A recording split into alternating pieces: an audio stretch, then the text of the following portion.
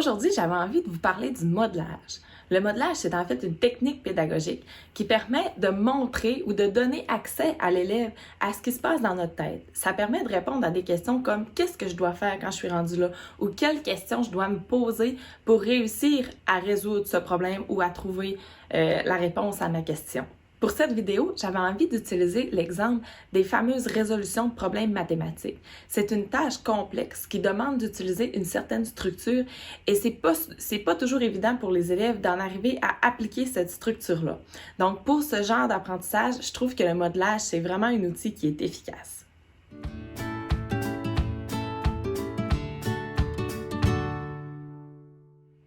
Mon nom est Amélie, je suis enseignante et maman de 3 enfants. Et mon objectif est de permettre à chaque parent qui le désire d'enseigner à son enfant tout en se sentant structuré, outillé et compétent. Quand on fait un modelage, il faut préparer l'enfant à l'activité qu'il va vivre. Donc, il faut lui expliquer qu'est-ce qui va se passer, lui dire qu'il va comme avoir accès à ce qui se passe dans notre tête, à toutes les questions qu'on va se poser et que lorsque le modelage va se produire, lui, sa tâche, ça va être de regarder et d'écouter pour essayer de se souvenir de la façon dont l'adulte résout la situation ou fait la tâche. Des fois aussi, on entend le mot modélisation, mais selon l'Office québécois de la langue française, on devrait utiliser le terme modelage. Mais si vous entendez modélisation, là, on parle bien ici de la même chose. Pour une des rares fois dans mes vidéos, la prochaine partie va s'adresser spécialement aux enfants. Donc, vous allez pouvoir utiliser la situation de modelage que je vais vous faire pour la faire écouter à vos enfants. Vous allez aussi pouvoir télécharger l'exemple de résolution de problème que je vais utiliser. Je vais vous mettre le lien en bas de la vidéo. Donc, on va faire une pierre deux coups. Votre enfant va avoir accès à une modélisation d'une situation problème et vous, en même temps, vous allez pouvoir voir de quelle façon on modélise quand on a besoin. Bonjour, je m'appelle Madame Amélie. Vos parents vous ont probablement déjà présenté quelques résolutions de problèmes avec plusieurs données, plusieurs explications, puis plusieurs étapes pour réussir à trouver la réponse. Ils vous ont probablement aussi dit que vous devez écrire toutes les traces de vos calculs, structurer vos étapes pour que quelqu'un d'autre soit capable de comprendre ce qui s'est passé dans votre tête à ce moment-là. Aujourd'hui, je vais vous montrer comment moi je fais. Je vais en faire une en me filmant. Et vous, votre travail, ça va être de regarder et d'écouter ce que je fais et ce que je dis pour tenter de réutiliser la même démarche dans vos prochains exercices. Vous verrez, là, je vais vous dire tout ce à quoi je pense. C'est un peu comme si vous alliez être dans ma tête et tout entendre. Vous êtes prêts? Donc, je vous présente la situation ici qui s'appelle le concert de Lily et Nini. Si vous êtes en 4e, 5e ou 6e année, la vidéo est quand même très utile pour vous parce que les stratégies que j'utilise puis la façon de faire, elle reste la même. La seule différence, c'est que si vous êtes en 5 ou 6e année, la situation de problème elle risque d'être un petit peu plus longue avec plus d'étapes. Puis vous allez peut-être aussi avoir à utiliser des notions mathématiques plus poussées un peu qu'on ne voit pas nécessairement en 3e et 4e année. Donc, la première chose à faire, évidemment, vous allez écrire votre nom, votre date, l'appréciation de votre travail et les commentaires. Il n'y a pas toujours ça sur les situations. Si là, ben, vous le remplissez à la fin. La première chose qu'on fait, on n'a pas le choix, c'est de prendre connaissance de la situation problème. Donc, je vais la lire et à mesure que je la lis, s'il y a des mots que je ne comprends pas, ben, je vais utiliser mes stratégies de lecture pour m'assurer de bien comprendre. Parce que c'est sûr que si je ne comprends pas bien la situation, ben, je ne serai pas capable d'y répondre. Donc, tes cousines jumelles, Lily et Nini, ont besoin de ton aide. Elles doivent se préparer pour leur concert de violon. Elles pratiquent depuis de longs mois et tout doit être parfait. Elles doivent acheter des robes de soirée et prendre rendez-vous pour leur coiffure dans un des 2 salons près de chez eux. Bon, OK, ça me met en situation, mais en tant que tel, je pense pas que je vais avoir des informations vraiment importantes là-dedans. Je vais continuer. Voici tes informations. Ah, bon, voilà, hein, mes informations. Une robe de soirée coûte 12 dizaines de dollars. OK. Le salon Belle Coiffure demande 54 dollars par coiffure. OK. Le salon Ouattatatar demande 116 dollars pour coiffer les 2 filles. Pour embellir leur coiffure, elles doivent acheter chacune un accessoire différent. OK. Ça veut dire que là, ça leur prend une robe de soirée, ça leur prend une coiffure. Ils ont le choix de 2 salons, de ce que je comprends. Et en plus, elles doivent acheter un accessoire. Donc, accessoire disponible, une broche brillante, 12 $, des petites fleurs blanches, 6 $, un ruban doré, 8 $ ou des plumes colorées, 11 $. OK. Les parents ont offert 370 $ pour ces dépenses et il est important de ne pas dépasser ce montant. Bon, d'accord. Ta tâche. Ah, bon, ça doit être quelque chose comme ça que je vais devoir faire. Déterminer à quel salon de coiffure elles iront. Ah, bon, voilà. Choisir leurs accessoires, déterminer le coût total des dépenses et compléter le bilan. Bon, ça va être quelque chose d'important. Je vais devoir me référer à ça à la fin pour m'assurer d'avoir fait tout ça. OK, je poursuis. Bon, calcul et démarches. Ah, bilan. Tantôt, ils ont parlé du bilan, donc ça semble être ici. C'est là que je vais devoir remplir à la fin. Parfait. Critères d'évaluation. Bon, OK, ça, c'est pas pour moi. Alors, je reprends du début.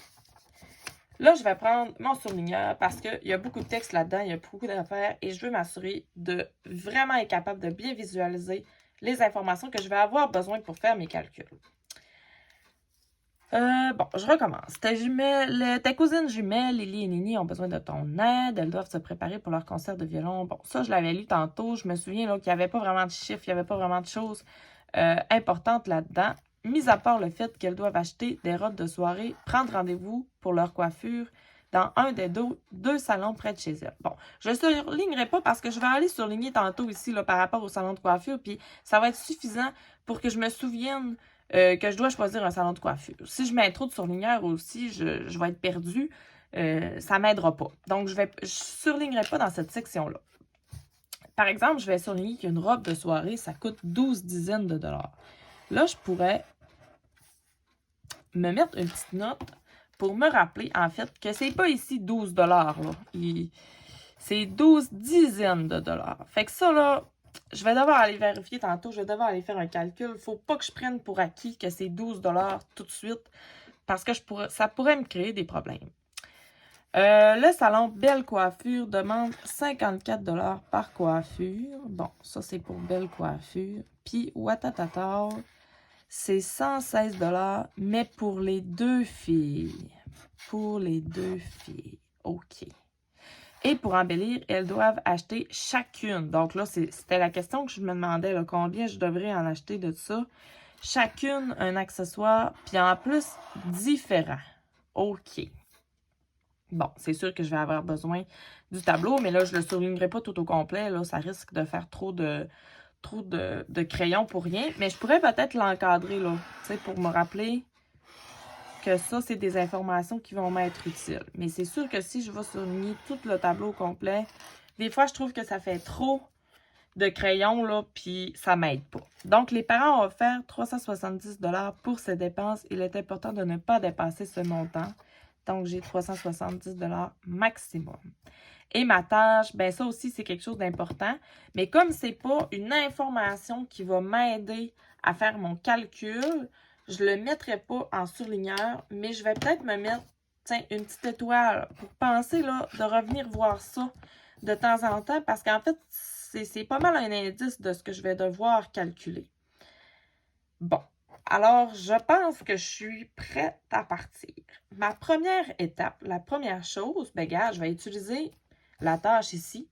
La première chose, ça va être de déterminer à quel salon de coiffure les filles vont aller. OK. Comment je fais pour déterminer ça? Bon, là, j'ai deux choix.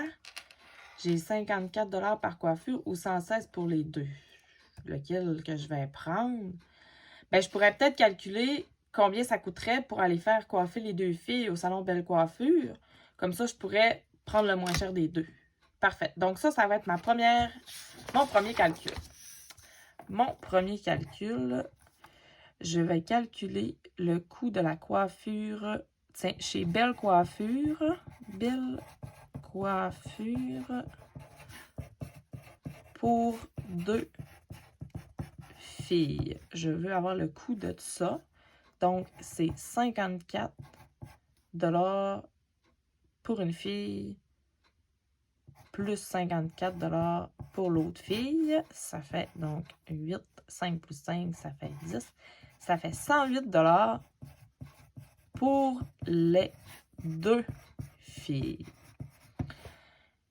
Donc, Belle Coiffure, ça coûte 108 $ et Watatata, ça coûtait 116 $. Ben, lesquels je vais choisir? je vais choisir Belle Coiffure. Hein? Donc, déterminer à quel salon les salons de coiffure les filles iront. Tiens, je vais me le noter ici tout de suite. Belle Coiffure. C'est celui-là que j'ai choisi, moi. Parfait. Donc, on va maintenant, deuxième étape, choisir les accessoires. Bon. Elles doivent acheter chacune un accessoire différent. Comme je sais que j'ai un budget à respecter, puis qu'en dans la vraie vie, c'est pas vraiment moi qui va porter ces accessoires-là, ben au lieu de choisir peut-être ce que moi je préférerais porter, ben je pourrais choisir les deux choses qui sont les moins chères. Comme ça, j'aurais plus de chances de rentrer dans mon budget. Bon, les moins chères, ça serait les petites fleurs blanches et le ruban doré. Combien ça va coûter pour ces deux accessoires-là? C'est peut-être ce que je devrais compter. Donc, deuxième étape, le coût des accessoires. Et comme j'avais choisi les petites fleurs blanches, je vais écrire fleurs à 6 $ et le ruban à 8 $. Le total sera de 14 $. Parfait. Donc, ça va être quelque chose que je vais avoir besoin tantôt. Moi, j'aime ça les encadrer. Quand je sais là, que c'est des résultats qui me conviennent et que je vais utiliser pour mon total, j'aime ça les encadrer. Tiens, 108 $, 14 $. Ensuite, là, j'ai fait ça ici. J'ai déterminé le salon de coiffure, j'ai choisi les accessoires et je dois déterminer le coût total des dépenses. Bon, c'était quoi le coût total des dépenses? Est-ce qu'il y avait seulement le salon de coiffure et les accessoires ou il y avait d'autres choses? Je vais vérifier. Hein? Je vais reprendre la peine d'aller voir mes informations que j'avais surlignées. Ah, bon, une robe de soirée coûte 12 dizaines de $. Ah oui, puis je m'étais noté que j'avais un calcul à faire ici, parce que 12 dizaines de $, je suis pas certaine que ça veut dire 12 $ dans la vie, ça. Alors, ça va être le calcul que je vais faire tout de suite. Le coût d'une robe. Là, ils ont dit 12 dizaines de $. Comment je fais pour savoir c'est combien en dollars, ça? 12 dizaines. Je pourrais me faire un tableau, là, unité, dizaines, centaines. Tiens, je vais mettre unité de 1000 d'un fois. Je vais me faire un tableau comme ça. Puis là, ils ont dit 12 dizaines. Ça veut dire que mon chiffre doit se terminer à la position des dizaines. Alors, je vais écrire ça comme ça. On met des zéros à la fin du tableau. Oh là là, la robe, elle coûte pas 12 $, elle coûte 120 $. OK. Donc, le coût d'une robe, c'est 120 $. Ça aussi, c'est une information importante. Et là, je me souviens qu'il y a 2 cousines. Donc, mon quatrième calcul, tiens, je vais aller ici, quatrième calcul. Là, je trouve que ça commence à être mêlant. Là. J'ai des chiffres là, j'ai des chiffres là, j'ai des chiffres dans mes calculs. Bon, pour m'assurer là, que tout le monde comprend bien ce que je fais, regarde, j'ai un surligneur ici. Tiens, je vais surligner mes étapes. 3, quatrième étape. Comme ça, je suis certaine qu'on ne se mélangera pas. J'étais rendue à, ah oui, calculer le coût des 2 robes. Le coût pour 2 robes. Donc, je sais maintenant qu'une robe, c'est 120 $ et non 12 $. Donc, 120 $ fois 2 robes. Tiens. 2 fois 0, 0. 2 fois 2, 4. 2 fois 1, 2. 240 $ pour les 2 robes. Ça, j'ai besoin de ça. 240 $ pour les 2 robes. Voilà. Maintenant, je poursuis. Je vais retourner voir dans ma tâche. Donc, déterminer le salon de coiffure, je l'ai fait si j'avais choisi Belle Coiffure. Choisir leurs accessoires, je l'ai fait. J'avais choisi ça ici. Déterminer le coût. Et puis, regardez ça. Je pourrais même mettre mes numéros ici. Déterminer le salon de coiffure, c'est mon calcul 1, ça. Tiens. Choisir les accessoires, c'est mon calcul 2. Et déterminer le coût total des dépenses. Ah, c'est là que je suis rendue. Bon, là, j'ai quand même fait d'autres calculs entre-temps. Mais, tiens, je pourrais quand même noter que c'est mon calcul numéro 5. Donc, le calcul numéro 5, le coût total. Puis là, ben, pour continuer dans la même façon, je vais le mettre en surlignant aussi celui-là. Donc, mon coût total. Les robes de soirée, je le sais, c'est 240 pour les deux. Bon, ensuite, bon, le coût de la robe, ça, c'est correct parce que j'ai déjà pris les deux là, fait que je m'en occupe pas. Le coût des accessoires, bon, j'avais déjà calculé les deux accessoires, fait que je vais juste mettre mon total tout de suite, 14 $. J'additionne ça. Et les coiffures pour les deux filles, j'avais décidé d'aller chez Belle Coiffure et ça va coûter 108 $ pour les deux. Alors, le coût total, 8, 9, 10, 11, 12, je retiens 1, 4, 5, 6, 2, 3, 362 $. J'avais une note ici, il me semble, là, sur le montant maximal. Donc, les parents ont offert 370 $ pour cette dépense et il est important de ne pas dépasser ce montant. J'arrive à 362. Phew! C'est correct. Donc, ça veut dire que tout ce que j'ai fait semble fonctionner. Il me restait l'étape ici de compléter le bilan. Bilan, parfait, allons-y. Donc, les filles iront au salon. J'ai choisi Belle Coiffure. Ça fait bien d'avoir un bilan comme ça parce que ça permet au moins de tout dire c'est quoi ma réponse finale, même si des fois mes calculs, j'ai fait plus de calculs ou j'aurais pu me tromper, arriver à un montant trop haut, prendre une autre feuille, recommencer. Fait que là, en l'écrivant dans le bilan, on est sûr que je dis à tout le monde, peu importe là, tous les calculs que j'ai faits, c'est ça, ma réponse finale. Donc, Lily achètera l'accessoire. Ah oui, bon, Lily, tiens, je vais lui donner les fleurs blanches. Petite fleur blanche. Et Nini achètera, bon, le ruban doré. Et la soirée coûtera au total, mon total est ici, 362 $. Est-ce que j'ai bien, j'ai pas fait d'erreur, là, j'ai bien réécrit le bon montant? Oui, j'avais bien choisi Belle Coiffure. Belle Coiffure pour les deux filles, oui, je me l'ai noté ici. Et les accessoires, bon, j'avais mis fleurs et rubans. J'ai remis les bons accessoires. Je pense que j'ai pas fait d'erreur de transcription. Ah, j'aurais terminé. Donc, les critères d'évaluation, je vais peut-être regarder c'est quoi. J'ai tenu compte des informations présentées. J'ai déterminé quel salon de coiffure. Oui, ça, j'ai fait ça. J'ai choisi les accessoires. J'ai fait ça. J'ai déterminé le coût total des dépenses. J'ai fait ça. J'ai choisi les concepts. Bon, mes calculs. Ah, mes calculs sont exacts. Ouais, c'est sûr que ça, ça serait peut-être une bonne idée de me revérifier. Je vais aller revérifier mes calculs. Bon, 4, 4, 8, 5, 5, 10, ça c'est beau. 8 plus 6, là, ça n'a pas changé, ça fait encore 14.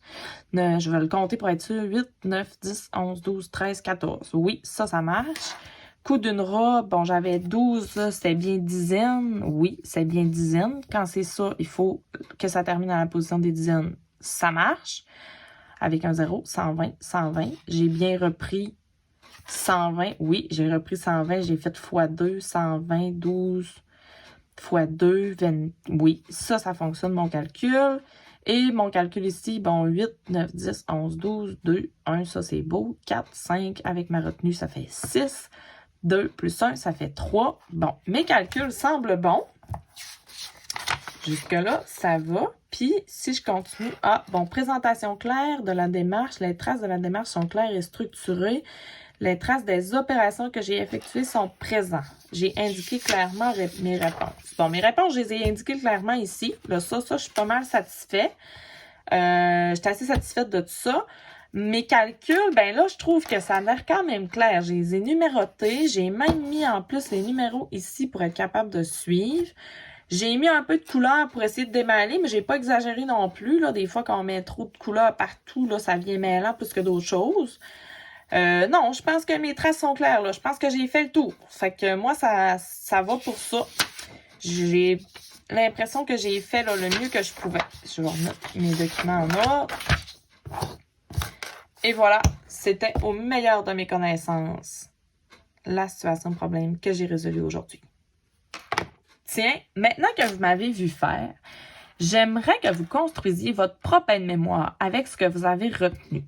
Évidemment, là, votre parent il peut vous aider, mais notez, là, prenez-vous une feuille blanche, là, tiens, j'en ai une ici, là, prenez une feuille blanche, là, puis notez ce que vous avez retenu de ce que j'ai fait. Vous pouvez faire des dessins, vous pouvez faire des mots-clés, vous pouvez mélanger les deux, vous pouvez aussi, si vous voulez, là, reprendre des exemples de la situation que je viens de faire. Le but, là, c'est vraiment de vous faire un aide-mémoire qui va vous être utile quand vous allez avoir à réaliser une autre tâche de résolution de problème.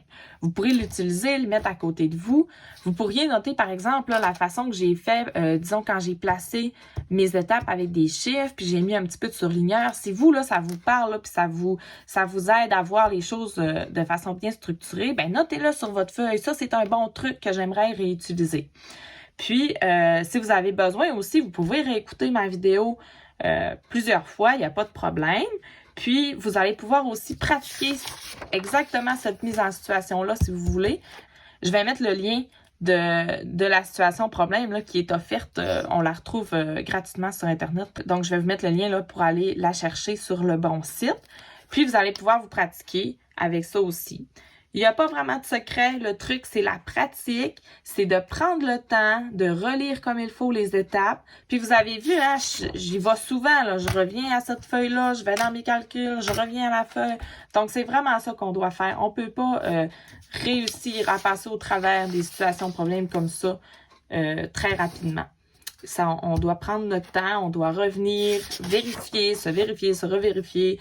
Puis, c'est comme ça qu'on va y arriver avec la pratique aussi. Alors voilà, j'espère que ma vidéo vous a été utile.